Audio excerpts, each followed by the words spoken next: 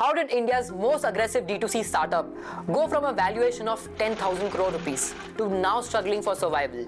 This is the story of Good Glamm Group, a company that burned through 300 crore rupees in just a span of 4 months, lost investor confidence and is now in ICU mode. They had everything that a startup could dream of: big investors, viral marketing, influencer networks and a 10,000 crore unicorn status. But raising money is one thing, surviving in a sustainable manner is another. Hi, I am Rahil and I'm here to demystify all that glitters is not gold, or rather, glam in this case. Good Glamm Group seems to have had two personalities. One side always flexing about profitability, an upcoming dream IPO, international expansion plans and a premium positioning. The other side, constant turbulence, operational chaos, legal troubles, leading to leadership exits and now a fire sale of all its acquired brands. In fact, as per recent reports, they are now looking to raise funds at a 90% drop from its peak valuation of 10,000 crore rupees. But what really went wrong and what can we unlearn from this business case study? Let's find out and start from the very beginning. The story starts with a trio of Darpan Sanghvi, Priyanka Gill and Naya Sagi. Darpan, an IIM Ahmedabad graduate, founded My Glam in 2017 as a D2C beauty brand. Priyanka, the founder of Pop XO, brought in content expertise, and Naya built a parenting platform called Baby Chakra. Together, they merged their businesses in 2021, dreaming to form India's biggest content-to-commerce empire, the Good Glamm Group.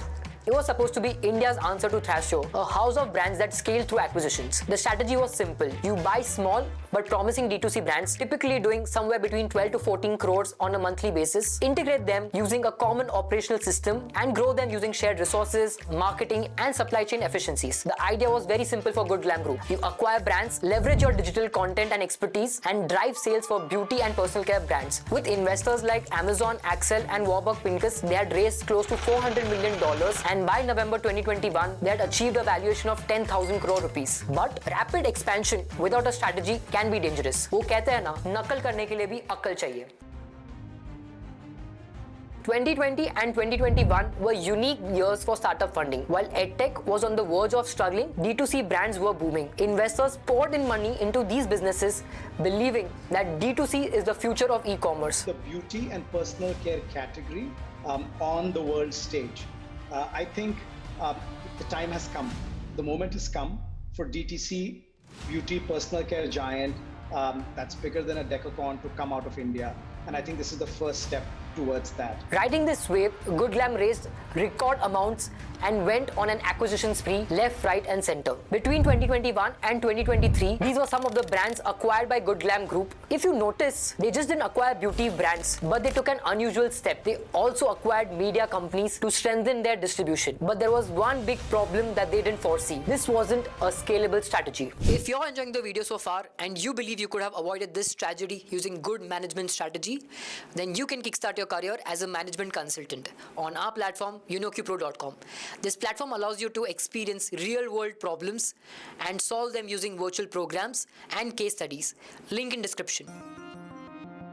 By 2023, cracks began to appear in the company's aggressive expansion strategy. Despite spending millions on acquiring brands, they failed to generate sustainable revenue. Some struggled to scale, while most of them remained unprofitable. And most importantly, integrating all of them under one system led to pure chaos. Let's talk numbers. The revenue jumped to 603 crores in FY23, but this came with massive losses of 917 crores. Serona, a brand acquired by Good Glamm Group, saw its revenue fall from 12 crores per month to 1.4 crores per month. The burn rate spiraled out of control, with the company losing 25 to 30 crores on a monthly basis just to stay afloat. Now, company इतनी desperate हो गई थी that they started offering products at ₹1 with a fulfillment charge of ₹99 in order to boost sales. This strategy was neither sustainable nor profitable. At the same time, the retail expansion also backfired. Now, originally 80% of the sales came from online channels because they were D2C brands, but the company chose to push itself into offline retail without a clear strategy, opening a Pandora's box. Heavy spending on premium premium shelf space at major retailers, squeezed out the profit margins out of the company. Stocking issues, poor inventory planning, inefficient distribution led to shelves empty and damaged the brand's reputation. So by mid-2023, the company was in fact forced to shut down all of its brand-owned outlets, cut down on inventory. This eventually led to delayed vendor payments. Enter 2024. The situation worsens dramatically. Salaries delay हो गई थी, employees में unrest हो गया था, layoffs began, customers even noticed a decline in product quality, probably as a measure of cost-cutting control. Vendors were unpaid, so inventory की shortage हो रही थी, and mass exits from stockists and distributors crippled the retail sales. So what started as India's most ambitious content-to-commerce platform was now on the brink of collapse.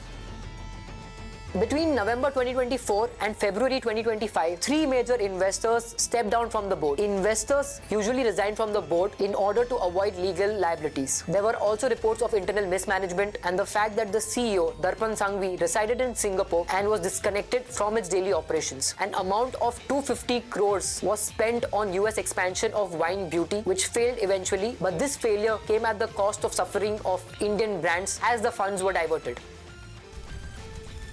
By January 2025, Good Glamm Group was already in survival mode, forced to offload its major brands at massive losses just to stay afloat. Scoop Whoop was acquired for rupees 100 crores, was sold only for rupees 20 crores to a meme marketing agency, Wooba Looba Dub Dub. Sirona, purchased originally for 450 crores, was sold back to its original founders for rupees 150 crores just within 4 months of its acquisition. The Momsco and Organic Harvest are also put up for sale as of February 2025 as the company is scrambling to raise cash. Today, Good Glamm Group is seeking to raise 150 to 250 crores from new investors, but this deal comes with certain harsh conditions. First, the new investors would take 70% control of the company, forcing existing investors to dilute their stakes completely. Second, the funds raised would first go to repay all the existing debts, limiting the company's ability to invest the funds towards its growth. And third, the company will be required to break even within 6 months, an almost impossible target considering its financial turmoil. Let's remember, this fundraising is coming at a valuation of 1,000 crores, which is a 90% drop of its peak valuation of 10,000 crores back in November 2021.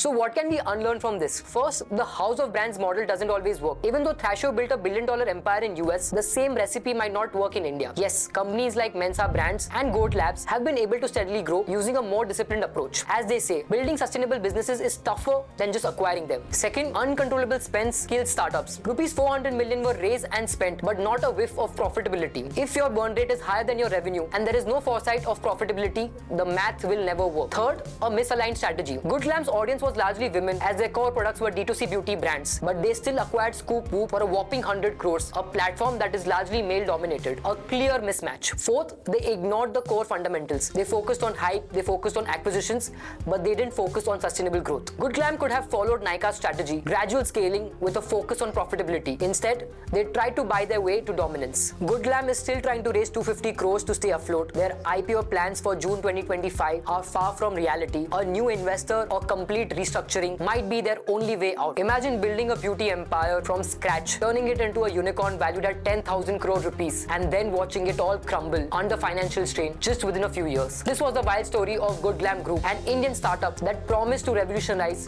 beauty and personal care. If you found this video insightful, you already know the drill. See you at the next one. Peace.